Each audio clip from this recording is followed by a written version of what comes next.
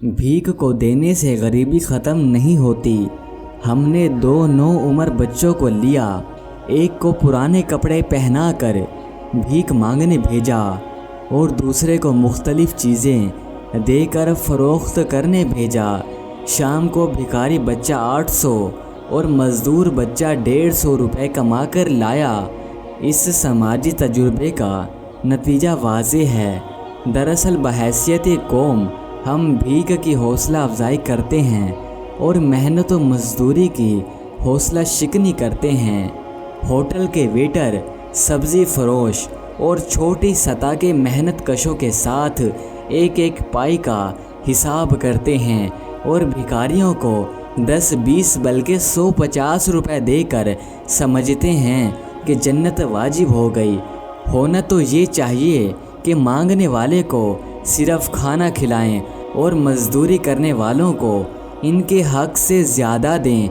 हमारे उस्ताद फरमाते हैं कि भिखारी को अगर आप 1 लाख रुपए नकद दे दें तो वो इसको महफूज मकाम पर पहुंचा कर अगले दिन फिर से भीख मांगना शुरू कर देता है।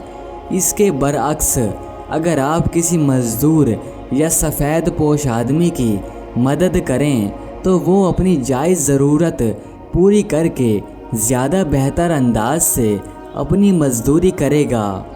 क्यों ना घर में एक मर्तबान रखें, भीख के लिए मुख्तस सिक्के इसमें डालते रहें। मुनासिब रकम जमा हो जाए तो इसके नोट बनाकर ऐसे आदमी को दें जो भिखारी नहीं हो।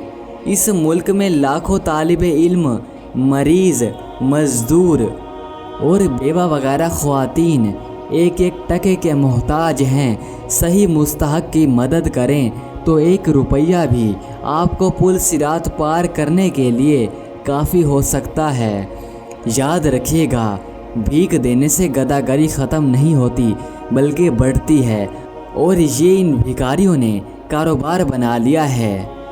मंसूबा बंदी और एहतियात के साथ इस तरह दुनिया भी बदल सकती है और आखिरत भी।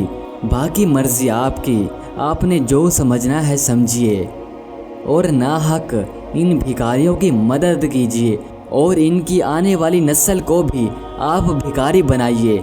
ये अपने बच्चों को भी भिखारी बना रहे हैं, इसी काम पर लगा रहे हैं। अगर हम इनको पैसे नहीं देंगे तो ये मेहनत पर मजबूर होंगे। मालूम हुआ कि इनको पैसे देना कई हद तक एक गुनाह भी है।